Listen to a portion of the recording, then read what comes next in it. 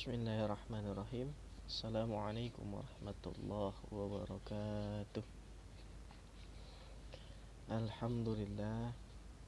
Alhamdulillahi rabbil alamin. Wabihi nasta'in ala umurin dunya waddin. Wassalatu wassalamu ala asrafil anbiya'i wal mursalin, Sayyidina wa maulana Muhammad wa ala alihi wa ashabihi ajma'in, amma ba'd. Alhamdulillah, puji syukur kita panjatkan atas kehadiran Allah Subhanahu wa taala, serta sholawat dan salam tak lupa kita curahkan kepada baginda Nabi besar Muhammad sallallahu alaihi wasallam yang telah membawa kita dari zaman gelap gulita menuju zaman yang terang benderang ini. Baik, langsung saja kita memasuki bab baru tentang ajal pasti tiba. Oke, kita langsung masuk ke halaman 71. Di sini bab yang pertama itu adalah subbab yang pertama itu adalah pengurusan jenazah. Ya, pengurusan jenazah. Ketika ajal atau kematian telah tiba, maka jenazah kita pasti akan diurus oleh orang lain tentunya. Nah, di sini kita bahas tentang bagaimana cara pengurusan jenazah. Oke, yang pertama tentu saja jenazah harus dimandikan. Nah, yang pertama itu memandikan jenazah. Nah, mengurus jenazah orang Islam merupakan fardu kifayah. Nah, yaitu apabila sudah dikerjakan oleh sebagian dari orang Islam yang lain, maka yang lainnya tidak berdosa. Akan tetapi apabila tidak seorang pun yang mengerjakan kewajiban tersebut, maka semua orang Islam dalam satu kampung atau kawasan tersebut akan berdosa. Itu yang dimaksud dari fardu kifayah. Nah, memandikan jenazah adalah membersihkan dan mensucikan tubuh mayit dari segala kotoran dan najis yang melekat di badannya.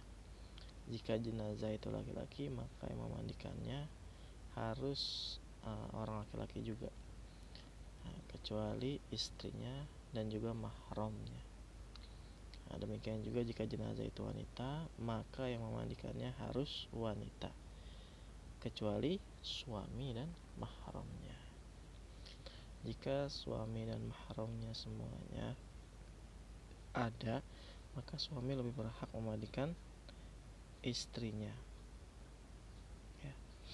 Demikian juga istri dan mahramnya semuanya ada, maka istri lebih berhak memandikan suaminya. Gitu. Hal lain yang perlu diperhatikan adalah bahwa jenazah yang akan dimandikan harus memenuhi syarat-syarat sebagai berikut. Di buku ini yang pertama itu adalah jenazah itu orang muslim atau muslimah atau orang Islam. Lalu yang kedua, badannya, anggota badannya masih ada sekalipun hanya sedikit atau sebagian saja. Lalu di sini yang ketiga adalah keadaan jasadnya masih utuh atau belum rusak karena kematiannya sudah terlalu lama.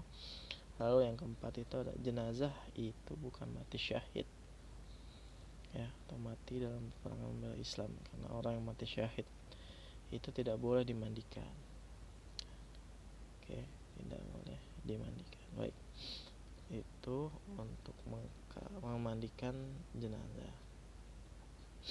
Nah, kita lanjut. Adapun langkah-langkah dalam memandikan jenazah sebagai berikut. Yang pertama, menyediakan air yang suci dan mensucikan. Itu secukupnya dan mempersiapkan perlengkapan mandi. Lalu yang kedua, ruangan untuk memandikan jenazah adalah ruangan yang tertutup atau terlindung dari pandangan orang banyak. Lalu yang ketiga, jenazah dibaringkan di tempat yang agak tinggi dan bersih, lalu diselimuti dengan kain. Jadi tidak semata-mata langsung tidak memakai pakaian apapun, kan harus diselimuti. Lalu yang keempat di sini adalah setelah semuanya tersedia, jenazah diletakkan di tempat yang tertutup dan tinggi seperti dipantau balai-balai. Cukup orang yang memandikan dan yang membandingkan dan yang membantunya saja. Itu yang ada di tempat cukup, yang orang membandingkan dan yang membantunya saja. Lanjut yang kelima, jenazah diberikan pakaian basahan. Lalu yang keenam, memasang kain sarung tangan bagi yang memandikan. Ya, lalu yang ketujuh, disiram dengan air dingin terlebih dahulu. Lalu yang kedelapan, selama membersihkan badan sebaiknya air terus dialirkan mulai dari bagian kepala ke bagian kaki. Lalu selanjutnya cara menyiram itu dimulai dari lambung sebelah kanan, kemudian lambung sebelah kiri, terus ke punggung sampai ke ujung kedua kaki. Lalu yang ke-10, setelah disiram merata di seluruh badan, kemudian memakai sabun. Memakai sabun digosok dengan pelan dan hati-hati. Kemudian disiram lagi dengan air bersih sampai bersih. Lalu yang ke-11 itu rambut, kepala, dan sela-sela jari tangan dan kaki harus dibersihkan sampai benar-benar merata dan bersih. Lalu yang ke-12, meratakan air ke seluruh badan. Meratakan air ke seluruh badan mayit sedikitnya 3 kali atau 5 kali, atau kalau perlu lebih dari 5 kali. Tuh. Oke, lanjut. Kita lanjut ke adapun jenazah yang tidak mungkin dimandikan. Di sini juga kita ada. Karena sesuatu hal misalnya terbakar, maka caranya cukup ditayamumkan sebagaimana tayamum untuk sholat. Tata caranya tuh sebagai berikut. Yang pertama, bahkan tangan pada debu atau tanah yang suci, kemudian diusapkan pada muka. Lalu yang kedua, bahkan tangan pada debu atau tanah yang suci, kemudian diusapkan ke dua tangan sampai siku. Lalu yang ketiga, bagi wanita yang meninggal yang di lingkungan laki-laki atau laki-laki meninggal di kalangan perempuan, sedangkan orang yang sejenis tidak ada, maka cukup ditayamumkan juga.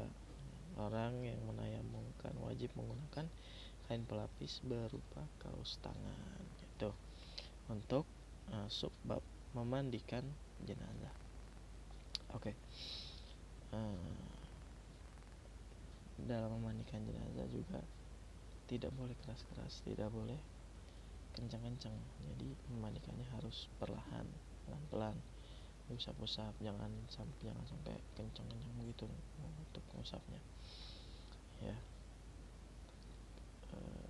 Jadi harus pelan-pelan. Baik, untuk video kali ini cukup sekian. Tugas dari saya yang pertama adalah kalian setelah menonton video ini, kalian cari video tentang tata cara memandikan jenazah di YouTube.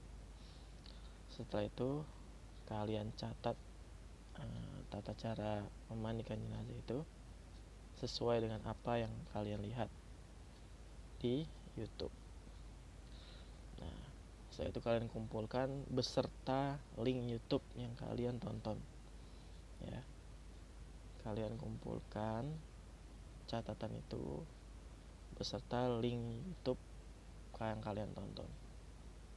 Gitu ya. Jadi nanti saya akan mencocokkan apakah tulisan kalian sama dengan link YouTube dengan ucapan di link YouTube yang kalian kirim. Ya. Oke, baik. Terima kasih. Sebelumnya kurang lebihnya mohon maaf. Wallahul muwaffiq ila aqwamit thoriq. Assalamualaikum warahmatullahi wabarakatuh.